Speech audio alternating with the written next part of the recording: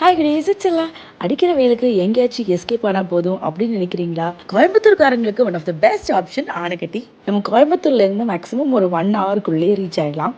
40-45 மினிட்ஸில் வந்து ஆனைக்கட்டி செம்ம சூப்பரான அந்த டெஸ்டினேஷன் இருக்குது. ஒன்ஸ் அந்த ஃபாரஸ்ட் செக் போஸ்ட்டை தாண்டிட்டோன்னா அதுக்கப்புறம் எல்லா சீனரியும் வேறு லெவலில் இருக்கும். அந்த க்ரீனரியை அப்படியே ரசிச்சுட்டு நம்ம போன ஸ்பாட் தான் செம்மையான குளிக்கிறதுக்கு ஒரு ஸ்பாட்டு. நாங்கள் மத்தியானம் லஞ்செல்லாம் ப்ரிப்பேர் பண்ணிட்டு போனதுனால செம்ம ஒரு ஸ்பாட்டில் போயிட்டு நல்லா குளிச்சுட்டு அங்கே நாங்கள் வந்து ஃபுட்டை சூப்பராக என்ஜாய் பண்ணோம். எப்போயுமே மேக்ஸிமம் வீட்டில் சாப்பிட்றோம், வீக்கெண்ட்ஸ் ஆனால் ஹோட்டல்ஸ் ரெஸ்டாரண்ட் அந்த மாதிரி தான் போகிறோம். ஆனால் ஒன்ஸ் இந்த மாதிரி ட்ரை பண்ணி பாருங்கள், செம்ம ஒர்த்தாக இருக்கும். அவ்வளோ ஒரு பீஸ்ஃபுல்லான செம்மையான ஒரு லஞ்சாக இருந்தது. அண்ட் வீட்டிலேருந்து சமைச்சிட்டு எடுத்துகிட்டு போகும்போது இன்னும் கொஞ்சம் சூப்பராக இருக்கும். அதுவும் நம்ம ஒரு கேங்காக போகிறோம், ஃபேமிலி ஃப்ரெண்ட்ஸோடு சேர்ந்து போனால் ரொம்பவே சூப்பராக இருந்துச்சு.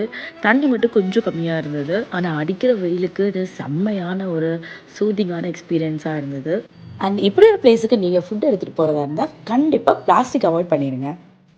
நாங்கள் அப்படியே அங்கேருந்து கிளம்பி நெக்ஸ்ட் இன்னொரு ஸ்பாட் போகலாம் அப்படின்னு சொல்லிட்டு நாங்கள் போன இடம் தான் அட்டப்பாடி வியூ பாயிண்ட். அதுவும் சொல்ல வேணால் ரொம்ப சூப்பராக இருந்துச்சு. இங்கேருந்து அந்த அட்டப்பாடி ஃபுல் நம்ம அந்த கம்ப்ளீட் வியூ பார்க்கும்போது அவ்வளோ அழகாக இருந்தது.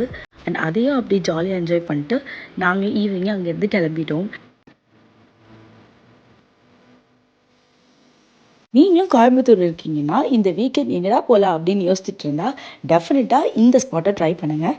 இது ஒரு செம ஒரு ரிலாக்ஸிங்காகவும் இருக்கும், அடிக்கிற சூடில் ஒரு எஸ்கேபிசமும் ஆகும். ஸோ இந்த ஒரு டெஸ்டினேஷன் மிஸ் பண்ணிடாதீங்க. பை பை, சில் சேர்.